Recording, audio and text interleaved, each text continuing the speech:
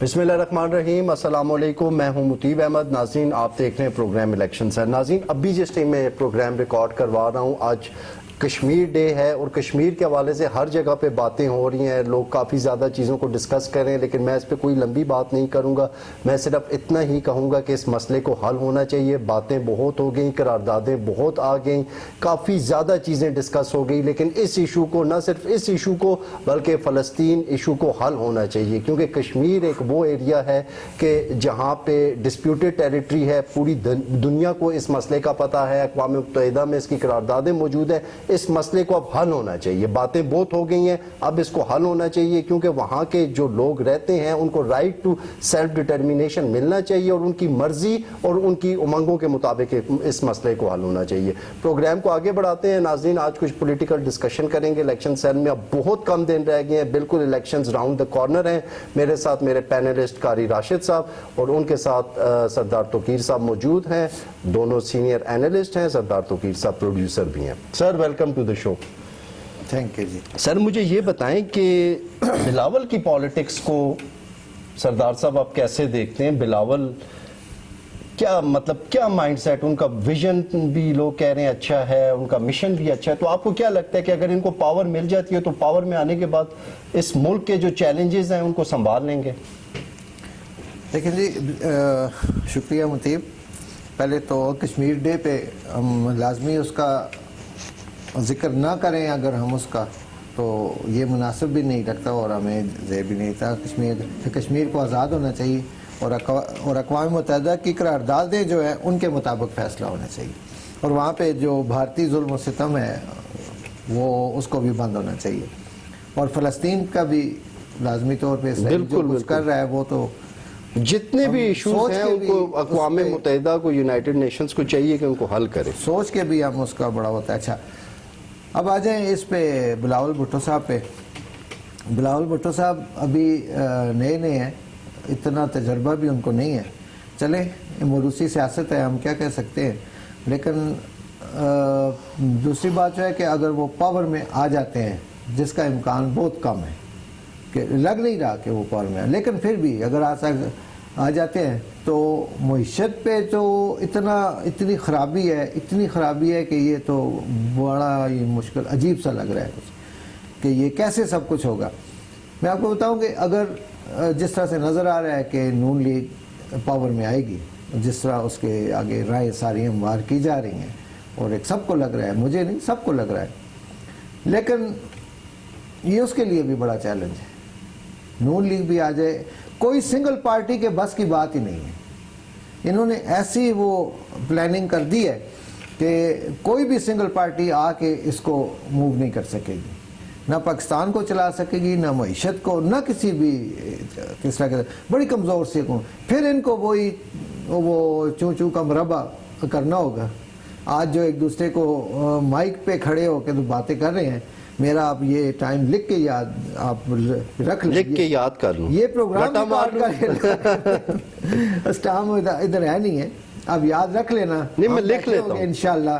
تو میں آپ کو بتاؤں گا کہ دیکھیں، کل جو ہم کہہ رہے تھے وہ آج وہی کچھ ہو رہا ہے۔ یہ سب ایک ہو جائیں گے، یہ سب سیاسی مداری ہیں، یہ سب ایک ہو جائیں گے، اور ان سے ملک پھر بھی نہیں، کیوں معیشت اتنی خراب ہے۔ ہاں، ایک بات ہے، اگر اپوزیشن اچھی ہو تو پھر کچھ کام ہو سکتا ہے، لیکن یہ مجھے نہیں نظر آ رہا کہ آگے ان سے معیشت یا کوئی سنبھلے گا۔ اللہ خیر کرے۔ بالکل ٹھیک ہے جی۔ قاری صاحب، بسم اللہ الرحمن الرحیم۔ موتی، بہت اچھا آپ نے بات کی۔ پاکستان کی جو اس وقت فائنینشیل پوزیشن ہے، پاکستان کے اندر اب دیکھیں نا، عدم استحکام کی جو فضا ہے، یہ بیرونی ممالک سے جو سرمایہ دار آ کے یہاں پہ انویسٹمنٹ بھی کرنا چاہتے ہیں، تو پاکستان کا نظام ایسا بنا ہوا ہے، یہاں پر کرپشن اور کرپٹ مافیا اتنا ہے کہ وہ پاکستان کے اندر انویسٹمنٹ آنے نہیں دے رہا۔ پہلی بات یہ ہے کہ گورنمنٹ جس کی بھی آئے، ہم یہ نہیں کہہ سکتے کہ اس کی گورنمنٹ آئے گی، لیکن آپ نے بلاول بھٹو کی بات کی، اکانومی کی بات کی، تو میں یہاں پہ اتنی بات ضرور کروں گا کہ 15 سال پیپلز پارٹی کی گورنمنٹ سندھ میں رہی، بلا شرکت غیر وہاں پہ ان کا اقتدار رہا، تو یہ حالیہ جو 1 گھنٹے کی بارش ہوئی اس سے ان کی ڈیولپمنٹ کا پول بھی کھل گیا۔ اور جو گڈ گورننس ہے. اب سندھ میں جائیں نا، اب سندھ میں جائیں تو وہاں پہ اسکولوں کی حالت دیکھیں. اب 4 اسپتالیں پوری اپنی 15 سال کی کارکردگی پہ گن کے، یا آپ معاشرے کے اندر 2-3 کارنامے، یہ پچھلی گورنمنٹ، اس سے پہلے بھی ان کی گورنمنٹ آتی رہی ہیں. پیپلز پارٹی ایک وفاقی جماعت ہے، مگر ان کی اپنی پالیسیوں نے انہیں ایک صوبے تک محدود کر دیا ہے. اس الیکشن میں بلاول بھٹو ایک انرجیٹک نوجوان ہے، انہوں نے بڑی بھرپور طریقے سے اپنی کمپین چلائی، مگر بات سردار صاحب والی ہے کہ جب تک کسی پارٹی کی سگل اکثریت نہیں ہوگی، جب تک کوئی اپنے جو منشور انہوں نے دیے ہوئے ہیں اس میں انہوں نے معیشت کی بحالی کا کوئی ایسا میکانزم نہیں دیا کہ پاکستانی قوم سمجھ سکتی کہ یہ لوگ کس طرح سے معیشت کو بحال کریں گے. اب باتیں ہو رہی ہیں کہ مساق معیشت کر لیں، جس طرح مساق جمہوریت ہوا، تو مساق معیشت تو ہو نہیں سکتا. اس طرح کہ ہر پارٹی کا اپنا اپنا نقطۂ نظر ہے. یہ اسی صورت ہو سکتا ہے. دیکھیں نا، آپ کا جو کل بجٹ ہے اس میں آپ کو آدھا جو 50% ہے وہ آپ کو سود کی مد میں دینا پڑتا ہے عالمی مالیاتی اداروں کو. تو آپ کی عیاشیاں تو ختم نہیں ہوئی، آپ کی بیوروکریسی کے اللہ تو ختم نہیں ہوئے. یہاں پہ پوائنٹ کیا آتا ہے کہ جو جب بھی نئی گورنمنٹ آتی ہے وہ پچھلی گورنمنٹ کے جو پروجیکٹس ہوتے ہیں اکانومی میں جو گورنمنٹ نے کام کیا ہوا ہوتا ہے اس کو وہ لوگ روک دیتے ہیں. تو آپ کیا سمجھتے ہیں کہ ان پروجیکٹس کو کوئی ایسا طریقہ کار نہیں ہونا چاہیے کہ وہ پروجیکٹس چلتے رہیں چاہے گورنمنٹ جو بھی ہے، تاکہ اکانومی میں سٹیبلٹی آ سکے؟ آپ جاؤ گے؟ چلیں آپ بات. اس میں ایک مزے کی بات بتا دوں، بڑی زبردست بات ہے. جیسے آپ نے کہا پچھلی گورنمنٹ کا، اب یہ جو آئے گی، جیسا کہ لگ رہا ہے کہ نون لیگ کی گورنمنٹ آئے گی، یہ پچھلی کون سی گورنمنٹ کو کہیں گے کہ اس کے کام غلط تھے؟ کیئر ٹیکر کو کہیں گے یا اپنی 16 ماہ کی؟ اب وہ پچھلا 3.5 سال کا دور پی ٹی آئی کا تو گیا نا جی، وہ تو ختم ہو گیا. اس کے بعد 16 ماہ کی آپ کی پی ڈی ایم کی حکومت آئی جس میں نون لیگ کی حکومت تھی. اس کے بعد کیئر ٹیکر بھی ہے، وہ بھی سارے آپ کو پتہ ہی ہے کتنے ان کے لوگ جو ہیں ہمارے جی آپ وہ بیٹھے ہوئے تھے اس میں، وہ سارا کچھ ہو رہا ہے. تو یہ کس پہ اب پچھلی حکومت ہے؟ ایک اور بات میں قاری صاحب کے بھی گوش گزار کر دوں. رات کو بڑا افسوس ہوا، ایک ویڈیو وائرل ہوئی ہے شیخ روہیل اصغر صاحب کی، جو رہنما ہیں نون لیگ کے، شاید پتہ نہیں آپ کی نظر سے گزری. جی شیخ صاحب بالکل.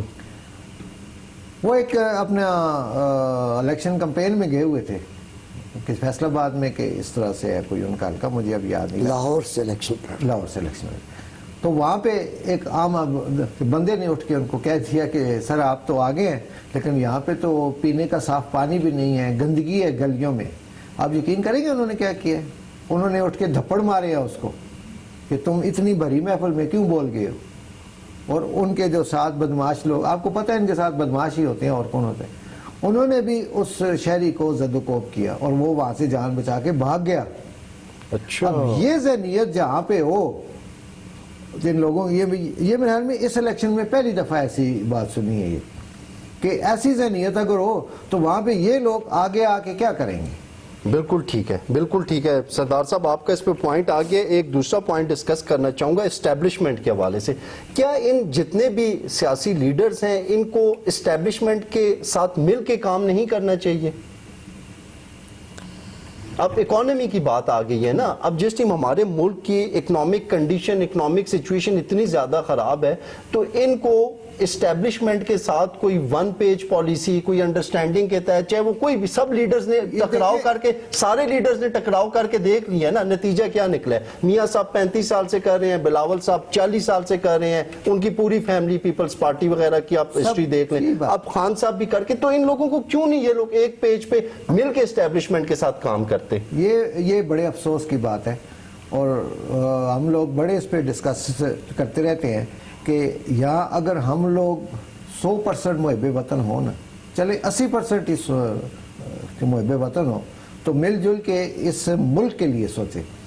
اب آپ دیکھیں نا کہ یہ کیسا بیرونی ایجنڈا ہے جو کہ یہاں سرایت ہو گیا ہے، اور یہ سازش ہے، ساری یہ سازش ہوتی ہے.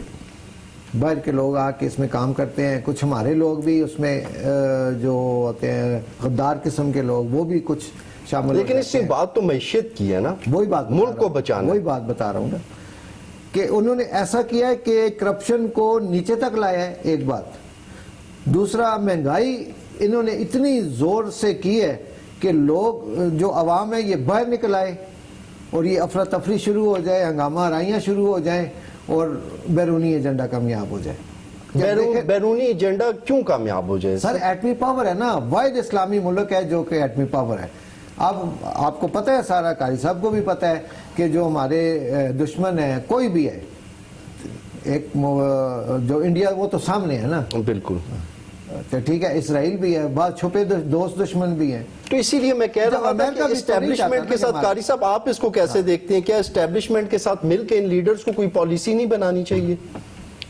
موتیب، اس ملک کا یہ المیہ رہا ہے کہ کسی بھی جمہوری حکومت کو انہوں نے باختیار طریقے سے کام ہی نہیں کرنے دیا۔ لیکن ٹکراؤ کا بھی تو کچھ فائدہ نہیں ہوا نا، اب جو ٹکراؤ ہوتا ہے، تصادم کا بھی تو کچھ فائدہ نہیں ہوا۔ تصادم کا کیا نتیجہ نکلتا ہے؟ نتیجہ آپ کے سامنے ہے، 74 سال کی ہسٹری آپ کے سامنے ہے۔ آپ نے دیکھ لیا کہ ان حکمرانوں نے اور اس اسٹیبلشمنٹ نے پاکستان کو کس نہج پہ پہنچایا۔ دنیا میں موتیب ہمیشہ پالیسیاں بنائی جاتی ہیں، ان پالیسیوں کی امپلیمنٹیشنز کی جاتی ہے، اور پھر جو نتیجہ نکلتا ہے وہ قانون سازی کی صورت میں آتا ہے۔ نہ اس ملک کی کوئی پالیسیاں بنائی جائے، یہاں پر قانون بنا دیے جاتے ہیں، عمل درآمد نہیں ہوتا۔ بالکل میثاق معیشت کی بات آپ نے کی، آپ نے معیشت کی یا ٹکراؤ کی بات کی۔ سب سے بڑا مسئلہ پاکستان کا اکانومی کا ہے۔ جب تک کسی ملک کی اکانومی بہتر نہیں ہوگی، وہ ملک اپنے لوگوں کو ڈیلیور نہیں کر سکتا۔ کوئی بھی گورنمنٹ ہو، چاہے وہ نون کی ہو، پی ٹی آئی کی ہو، یا پیپلز پارٹی کی ہو، یا کسی بھی جماعت کی ہو، جن بڑی جماعتوں کو لوگوں نے اقتدار دیا ہے، تو کیا یہ لوگ ان سے حق بجانب نہیں ہیں یہ پوچھنے پہ کہ انہوں نے اس ملک کے ایک عام آدمی کو کیا دیا ہے؟ ابھی انہوں نے ایک ذکر کیا روہیل اصغر کا، تو میں کچھ دن پہلے نیشنل سٹریم میڈیا پہ دیکھ رہا تھا کہ آصف علی زرداری صاحب کے بہنوئی ہیں، انہوں نے تو جلسہ عام میں یہ کہہ دیا، انہوں نے کہا کہ 8 فروری کو اگر ووٹ نہیں دیں گے تو ہم پانی بند کر دیں گے۔ بالکل یہ بات۔ اور ایک پیپلز پارٹی کے امیدوار نے تقریر کرتے ہوئے کہا کہ اگر آپ لوگ ہمیں ووٹ نہیں دیں گے تو ہم دیکھیں گے آپ رہتے کیسے ہیں۔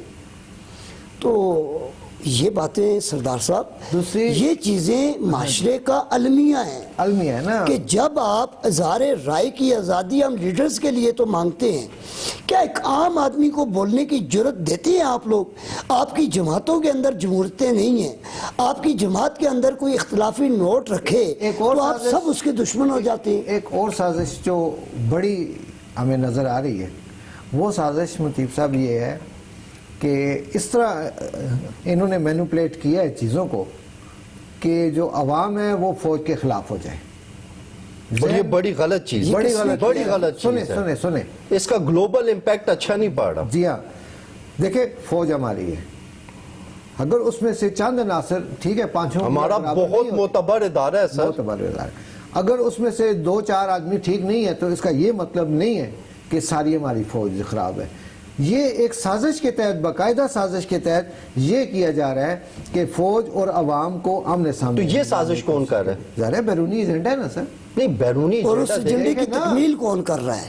یہ ہمارے ہی لوگ، بعض لوگ ہمارے ہی ہیں نا، جو سازشیں یہ یہاں پہ کرتے ہیں، پیسے لیتے ہیں، سب کچھ ہو کے انسٹیبل کرتے ہیں، اور یہ بہت بری بات ہے اور بہت غلط بات اور خطرناک بات ہے۔ اس سے ختم ہونا چاہیے، اس سے ختم ہونا چاہیے، تنقید ہونی چاہیے لیکن تعمیری تنقید، تعمیری تنقید، اور یہ بالکل میسج آنا چاہیے کہ فوج ہماری ہے، فوج کے خلاف اگر دیکھیں نا، ایک ملک عوام ہے ساری، اس عوام کے لیے فوج ہے، اگر عوام فوج کا ساتھ نہیں دے گی تو فوج کیسے دفاع کرے اور گی؟ اس کے علاوہ آپ ہم اپنے ملک کی پوزیشن دیکھیں، ایک طرف انڈیا ہے، ایک طرف ایران ہے، ایک طرف افغانستان ہے، پھر اس ریجن سے باہر نکل کے لوگ کس طرح سے پاکستان کو دیکھتے ہیں۔ تو فوج کا جو رول ہے وہ بہت امپورٹنٹ رول ہے۔ ہم یہ نہیں کہ ہم جو ہے ہر بات ان کی ہر چیز کو انڈورس کریں، ہم یہ کہہ رہے ہیں کہ فوج کے رول کو کسی صورت رد نہیں کیا جا سکتا۔ ہاں، कमी पेशी हर जगह पे हो सकती है, उस पर पांचों तामीरी उंगलियां बराबर नहीं है, तनकीद बिल्कुल बराए होना इस्लाह चाहिए, होनी बिल्कुल होना चाहिए। चाहिए। उसके अलावा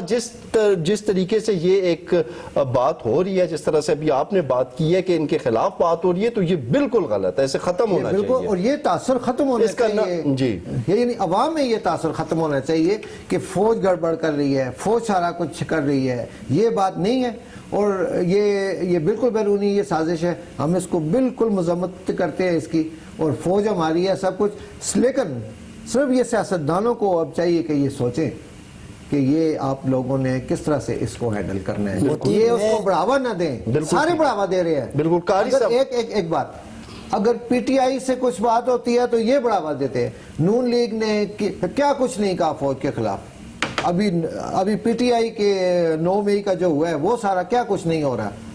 ये मेरे ख्याल में तो ये बिल्कुल नहीं होना चाहिए। और फौज के खिलाफ अवाम का जो तासर है वही मोहब्बत वाला 65 वाला 61 वाला माहौल होना चाहिए कि पूरी अवाम फौज के पीछे खड़ी है इंशाल्लाह। बिल्कुल ठीक है। कारी साहब, आप इस पे कोई रोशनी डालना चाहेंगे? अनएक्सपेक्टेड एक बात बड़ी अच्छी हुई कि सरदार साहब ने एतराफ़ किया और इस चीज़ को एडमिट किया कि ये एक साजिश हो रही है।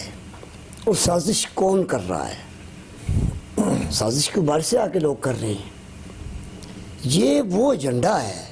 आपने देखा 9 मई का वाक़या हुआ, तो शायद उसके पीछे भी कोई एजेंडा होगा ना।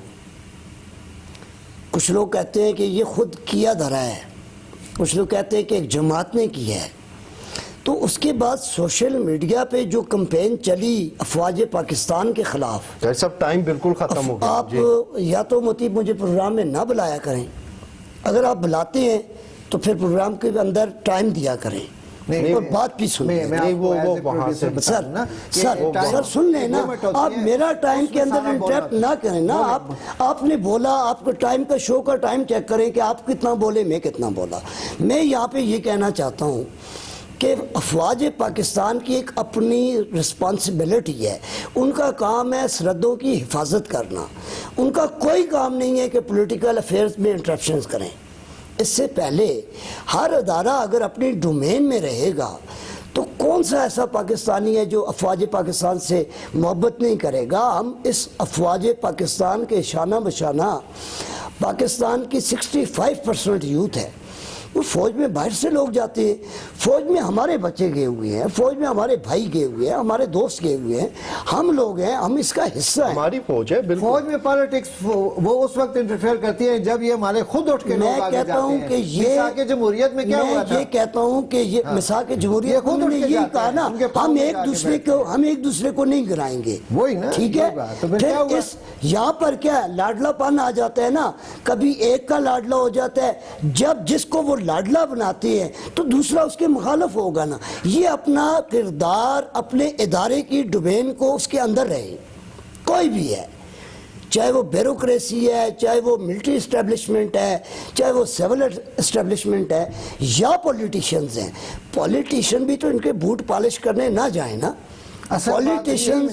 पॉलिटिशियन चाहे इमरान खान है, इमरान खान भी तो पहले बाजवा के कंधों पे आया ना बैठ के। हम नहीं कहते पाशा कौन था, जनरल पाशा कौन था। अब बात उस तरफ लगा के अब देखे ना, नवाज शरीफ आए तो जिया कौन था, बिल्कुल सब आए। अगर भट्टो साहब आए तो अयूब खान कौन था। बिल्कुल यही बात। आप हिस्ट्री के ऊपर नजर डालें। लेकिन एक बात यहाँ पर एक बताऊँ आपको, बस खत्म हो रहा है टाइम, कि शेख मुजीब को इन्होंने अरेस्ट कर लिया था, लेकिन उसकी आवाम ने उसको बाहर से जितवाया और जेल से बाहर लाया। मैं यही कहता हूँ ये पाकिस्तान में नहीं होगा। शेख मुजीब आपने ये भी तो देखा ना कि बांग्लादेश हमसे 2 लाख क्यों हो गया, वो हमसे जुदा इसलिए हो गया कि यहाँ पर अदारे अपनी डोमेन में काम नहीं करते। अब अदारों को चाहिए कि जमहूरियत को देखें ना, या तो आप खत्म कर दें, अमरीत का निज़ाम राज कर दें, या आप पाकिस्तान के अंदर अगर जमहूरी गवर्नमेंट है تو جمہوریت میں لوگوں کی رائے کا احترام کریں. بالکل. تو کل نواز شریف کیا کہہ رہا تھا؟ یہی تو کہہ رہا تھا کہ ووٹ کو عزت دو. اگر اس نیریٹو کو دیکھیں عمران خان بھی یہی کہہ رہا تھا گھبرانا نہیں ہے. مگر آپ سارے گھبرا بھی رہے ہیں اور آپ سارے ووٹ کو عزت سے بھی پیچھے ہٹ رہے ہیں. تو بات یہ ہے کہ یہ کس کی زبان بول رہے ہیں. جی ناظرین، آپ نے دیکھا آج ہم نے ایک جنرل ڈسکشن کی. اس ٹائم ضرورت اس عمل کی ہے کہ سارے لیڈرز اور جتنے بھی پاورفل لوگ ہیں وہ سارے بیٹھ کے کوئی ایک لائحہ عمل تیار کریں اور پراپرلی اس پہ عمل کریں اور اس کے تحت اس ملک کو چلائیں، کیونکہ اس ٹائم ہماری ملک کی حالت کافی زیادہ فرجائل ہے. تو تب تک کے لیے اجازت دیجیے. اللہ حافظ.